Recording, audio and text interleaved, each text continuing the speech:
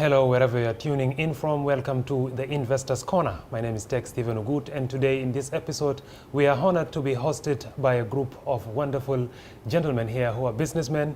I'll start from the far right, which is Chol Ajak, MD Managing Director for South Eagle, and also Angelo Malek, the CEO of South Eagle, and of course, Faraja Masawe of Southern Imperial, and Hans, if I may pronounce your name right, Haversroot of also Southern Imperial, and also Dr. Maliet, of course, who is an investment consultant for the program. Welcome to the program, gentlemen. To proceed right ahead with the first question, Southern Imperial and South Eagle sort of sound very closely. Just put us in picture. Tell us what is the cooperation between the two companies, and also if you can give us a brief profile of each of the companies. I will start with of course, the local company, South Eagle. If you can tell us a brief profile of your company. Thank you, Comrade Tech Stephen. We are very much pleased to be here today in the Investor Corner. We in South Eagle always tune in every Friday to try to learn the new tricks on how to do investment in South Sudan. South Eagle Ltd is a local-owned company founded by myself, the CEO, my colleague, Angelo Malek. We operate here in Juba, Wow, and we are going very soon to other parts in South Sudan, especially after the peace was realized. The Imperial Company Construction is a Tanzanian company with some partners from Norway, like you see there. We went international and tried to bring them in because we know South Sudan as a new country after the independence and then the crisis that we went through for the last 2 years. We thank God that the peace is finally been signed. So we brought in our partners from Tanzania and from Norway to come and explore those opportunities of how to do business in South Sudan. Not to skip you, of course, not to skip you, Angelo, but I'll get back to you shortly. Let's hear from Southern Imperial. I'm sure it's your first time in South Sudan, but before we go into that, tell us a brief insight about the profile of your company. Yes, thank you, Tech Stephen. Thank you, Joel. Now, we are a business engaged in the development and building of housing infrastructure, established in Tanzania, but with a focus on the entire East African Community region, and of course expanded into South Sudan, which is a country which we find very interesting. So this has been actually our first mission to South Sudan, and I think it's given us a lot of work here. We'll be needing to come quite often to follow up on those initiatives that have been landed on this short trip. Okay, Angelo, back to you. What is the level of cooperation between South Eagle and Southern Imperial? Is there a partnership in place, or exactly how did you guys come together? Thank you, Brother Ted, and the SSTV for this opportunity. To answer your question, I just wanted to build on what my brother Joel has mentioned. Yes, we are a local company, but again, we are with international background. Joel and I have been outside the country, and we have learned how to do things in the right way. That's basically what we have seen, and with our situation in our country, for what we have been through. And thank God that the peace has been signed, and now it is our duty as a citizen of this country to work hands by hand with the government to bring the development. So the cooperation in between our company with the Southern Imperial is a technology. Technology that we have connected with the need that our countries needed is basically what we have seen. And that's what joins our hands to become partners in the development.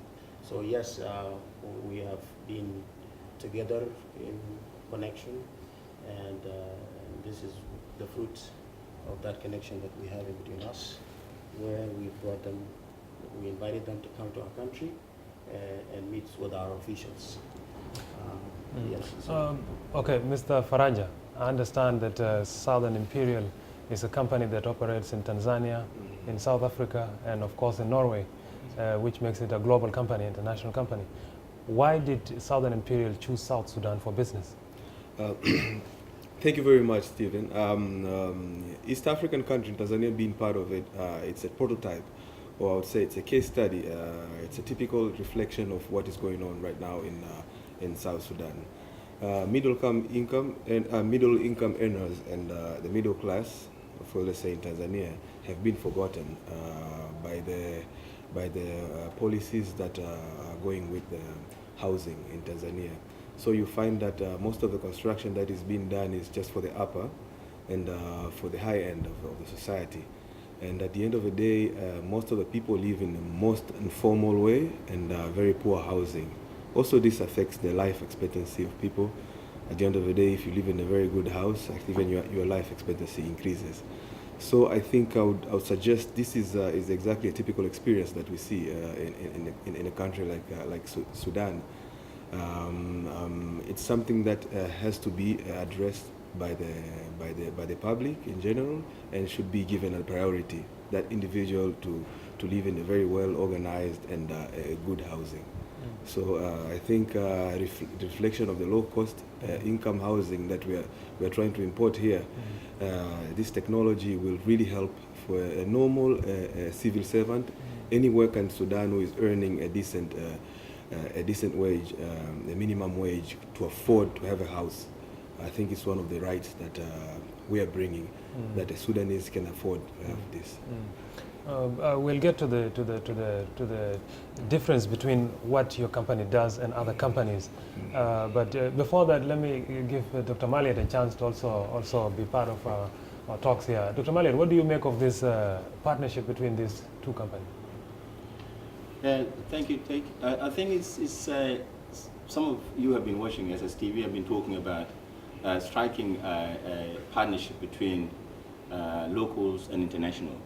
So I think actually this actually fits into that description that what I was saying. We are part of the global world.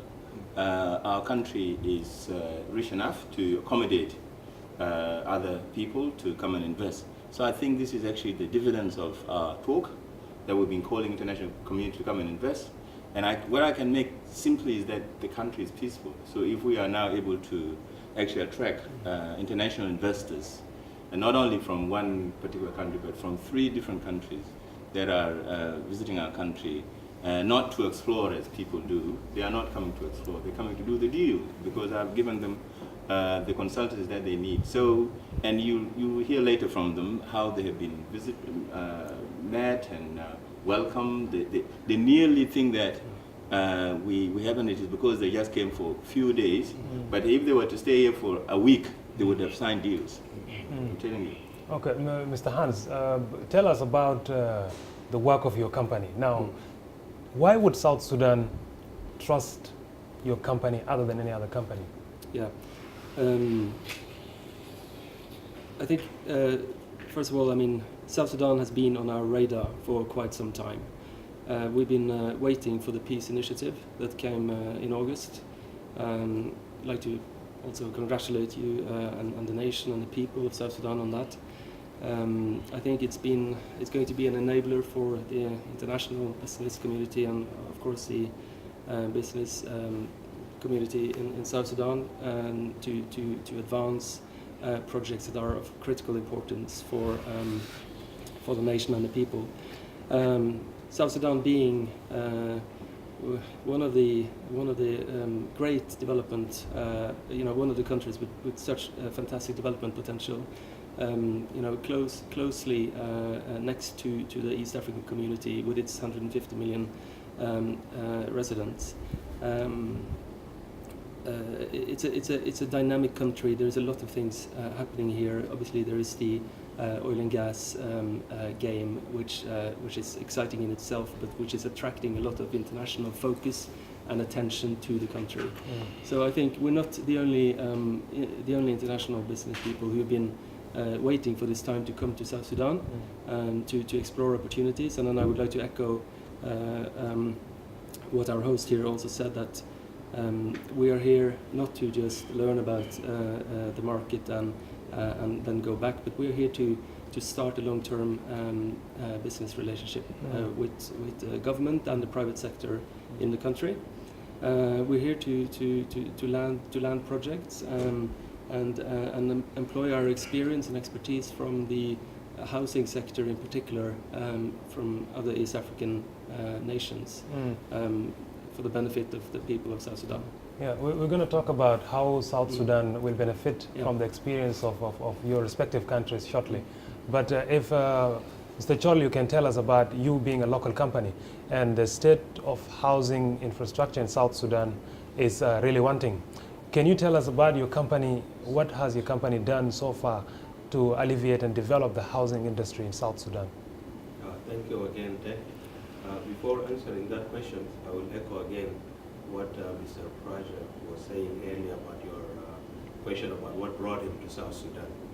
That them coming to South Sudan is tied in with the question that you asked right now. Us, as being a local, a native of this land, a local company, we saw the need that not only that the second war that started in 2013 destroyed the small infrastructure that we built in the last 10 years after the CPA was signed, but South Sudan actually, from the beginning, because we've been at war with Sudan for our independence in the last 50 years, there was no any kind of any physical infrastructure that is in the country. So we know the need of our people here. We know the needs of the South Sudan, and that's why South Eagle, as a local company, sought out to look for ways how to bring in an experience from other countries and how other countries tackle the problem of housings. So we come to find out about the Imperial Company construction in Tanzania and the new way that they are building houses that are affordable, that are healthy for human life, environmentally friendly, that are within the reach of middle class, and they can be built in a timely manner. So that's what the thing that South Eagle did to bring them in, to explore these opportunities and see what we can do to make sure that we can fast track the construction business and how to build houses or the school or hospitals or anything that need to be built in the Republic of South Sudan. Okay, Mr. Faraja, your company is also involved in South Africa, which is a role model for African continent. Tell us, what can South Sudan learn from a developing country like South Africa? I think a lot can be learned from the experience of a little bit of, I would say, an industrial African nation. This technology that we're trying to bring is not a very new thing in Europe and in America. It is something that is new to Africa, but to South Africa, I'll tell you, this technology has been practiced ever since the 1980s. So basically, it is much specifically designed for Africa, because we are using the formworks, the plastic formworks, which can be reused. They're reusable 50 times. And that's the lifespan. That means the same structural formwork can be used 50 times in 50 houses. So this is specifically to be adapted to the low cost and the economy of Africa. Since this is an African country, logistically, it's economically viable to import this technology and the formwork from South Africa to here. So I think that is much of the advantage we can get. Dr. Maliat, you being an investment consultant, we've had two important things. One from Chol saying that this country has experienced a lot of wars which has resulted to destructions, and also the technologies that Mr. Faraja has talked about. What do we make out of these things? How, and this technology, which is a little bit, I may say, a little bit complex for a developing country which has never seen massive development, to just jump into this technology, how can that work out for South Sudan? Thanks, Dave. Let me just say, this is not actually complex. It's actually simple. It is actually the simplest thing you can do yourself. This is, according to what I've learned from the technical manager, this is a one single unit wall So the whole house is single unit. And how you do it is you bring the foam. When you do a normal building, you have to bring woods and a lot of metals to put around, and then you pour the concrete into it. You have pillars, you have the wall are disjointed. Somehow you got to crack it, so you put some cement there and so on. But this is not like that. This is you put down those cards, like the boards, forms, and then you pour in the cement or the concrete. With the less cement, actually, this they were saying friendly. So you pour the whole thing in, and then in a couple of days and so on, you unpack that forms, which you can go and build another one with, and then you remain with the concrete, a very solid concrete, which is very, very friendly. So actually for South Sudan, this is what you need. Because now there are big master plans, which we can tell you later, that the government and the public institutions such as hospitals and universities, they've got big master plan. If you are doing the traditional one of brick and water and stones and cement, you need million of dollars to do that. And you need how many tens of years to be able to finish those master plans. But with this new technology, you're actually cutting the time into half, and the cost into nearly 30% of the cost. So for us, this is what we need. This is what we need in terms of investment, this is in terms of viability, in terms of the consultants that I've seen in this. I believe this is actually what we need. This is not complicated. It's very straightforward. Okay, you've talked about its simplicity, but let's hear from a technical person who is involved in this. Going back again to South Eagle, maybe. Tell us about the simplicity of this technology, and also in South Sudan, as you know, that the basic infrastructure, we need to start from the basic. What is the priority here that your company is looking at? To look into that, there are many examples that I can give.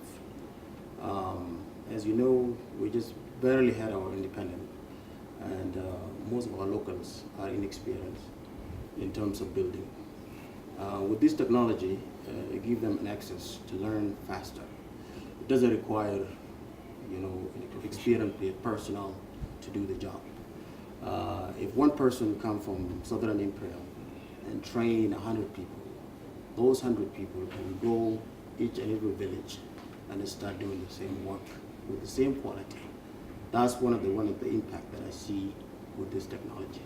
When it comes to costs,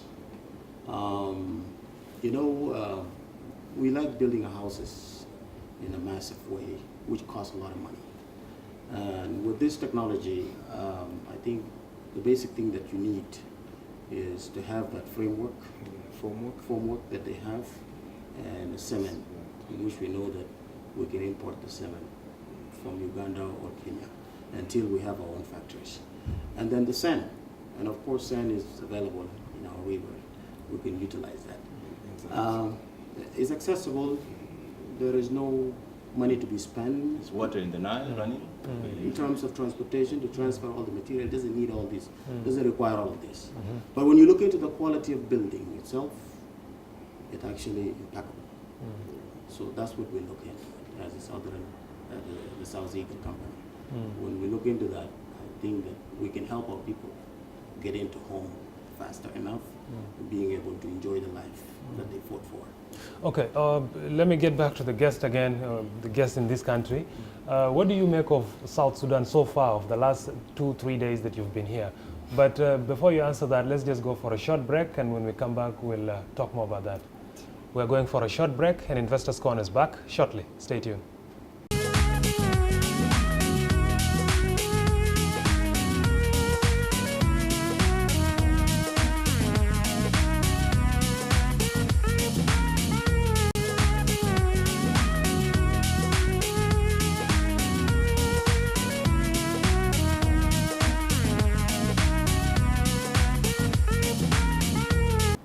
Welcome back to the Investors Corner, wherever you are tuning in from. My name is Tech Stephen Ogut, and as I told you, we are joined by a group of investors in this program today.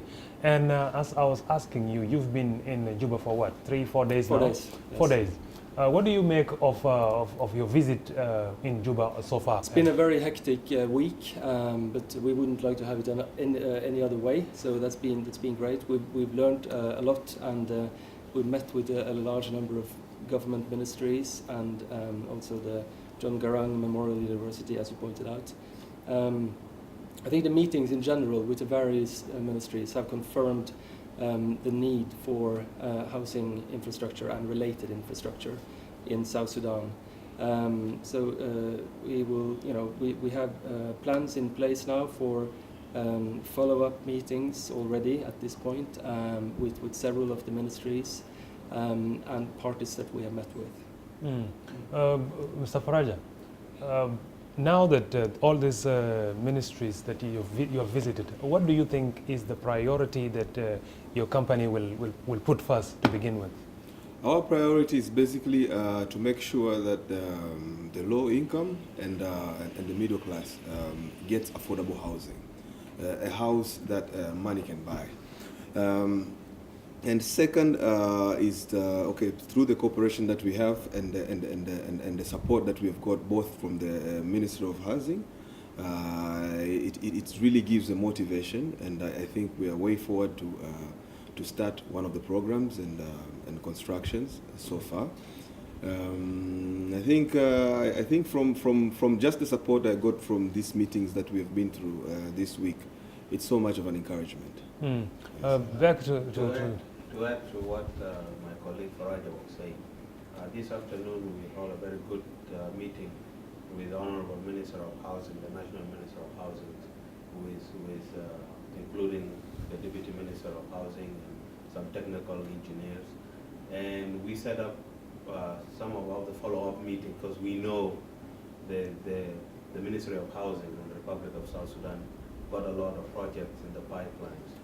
And the time factor was limited, so we set up that we would have a lot of follow-up meetings so we can put our priorities in order, and then we will see where we can kick-start any kind of program that is ready to be implemented right away, right after now the piece has been realized. And in the next 6 months, 7 months, 8 months, we are ready. And we got a good feedback from all the honorable ministries that we went to and all honorable ministers that we met with them, and the commissioner of Juba, Comrade Stephen. We also had a very productive meeting with him, and he actually encouraged us a lot that we will have other follow-up meetings also that we will be doing, though our guests will travel back, but South Eagle is going to remain here, and we will follow up those meetings. And hopefully by the new year, we should have a lot of program that has been materialized, and then we'll kick-start the housing project in South Sudan. Yeah, also in your meeting with the business people in South Sudan, I understand the Secretary General for Chambers of Commerce pointed out that most investors visit his office often with huge plans for the country, but when they go back, they never return. What does that make your company? Is it the same, or?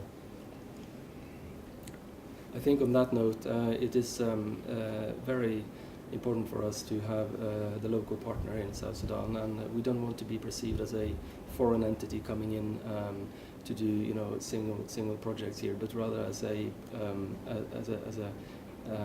an agent of change together with our partner here. I think we're all a fairly young team. This is the next generation of both South Sudanese and international businessmen. We see what technology can do in terms of improving the provision of housing infrastructure, and I think that is the least of our concerns right now.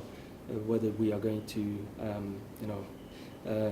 not work in South Sudan, we are here to make a positive social impact, to make a profitable business together with our partners.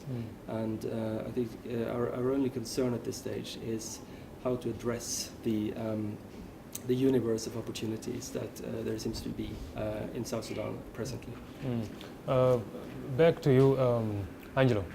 As he said clearly that it's a partnership now between South Eagle and Southern Imperial. What do you make of this partnership? And also, back to the question of investors, foreign investors leaving the country. My colleague, Dr. Maliet, used to say that they need to be followed up. Even if they leave, we need to follow them and find a way of getting them back. Now that this is a partnership, what do we expect from this partnership? I think you should expect more from us as a nation. This is the first time we have introduced the investor to the country. And like I said earlier, Joel and I, we have international background. We know how things are done. You have to have routine and plan in place. For us as the South Eagle Limited, our objective is to make sure that we succeed in any project that we do. It's non-negotiable and there is no room for failure. So therefore, it is our duty and mandate to make sure that we follow up with those who have willingness to help make our people life easier. It is our duty as a local company to make sure that we follow up with them. To add to the CEO main comment, Southern Imperial is not a foreign company anymore. We are in partnership with them as South Sudan. Though they will not be present here physically again, but us being here as their agents, being in partnerships, what will be coming from them from time to time is the technical parts. When we need an engineer to come and do a drawing for some projects, then we will have somebody coming. If we have a big financial contract that we need to sign and we need a representative, the legal representative from them to come back to the Republic. But the lion's share of the work will be done within the country here by us. So we will not let them go and they will not be sleeping like the Terminal always say. Our phone calls will be connected direct dial. So whenever I pick up the phones, they pick it up from the other end. And we make sure that all the plan that we put together will materialize and our people will benefit in terms of economic wise when the time is right. Okay, let's talk about challenges, Dr. Maliet, that is facing this country, which is also affecting the housing industry. The biggest challenge here is that the cement is being imported from foreign countries. And we also have the challenge of electricity, which will also affect business in this country, as well as the issue of fuel and hard currency. How can this be tackled in a way that will not hamper the work of investment in South Sudan? Thanks, Steve. I think it's the things you have just mentioned, for me, from my perspective, they are yesterday's now. Because now what was the problem is that there was no peace in the country. Now we have signed it. The president went out right to everybody. Even in his last speech, he addressed the nation that he is committed 100% to the peace. So do I, and all of us here, we are committed to the peace. So now what was holding up the hard currency, the cement, all sort of the obstacles you are saying is gone.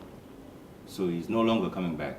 So we have got now to the state that, and actually to a bit of a good news, as I can say, when we met the Minister of Housing this afternoon, she was saying that there are plans in place to build actually cement factory in the country. So actually, the cement factory, if it is built, as it is going to be built, we are going to tear away into the dustbin all money that has been going to Kenya, Uganda, Sudan, and all other places to bring cement. So we'll throw that bills away. It's no longer an issue. So that is gone. The dollars, you remember after the peace agreement, then we had a peace CPA.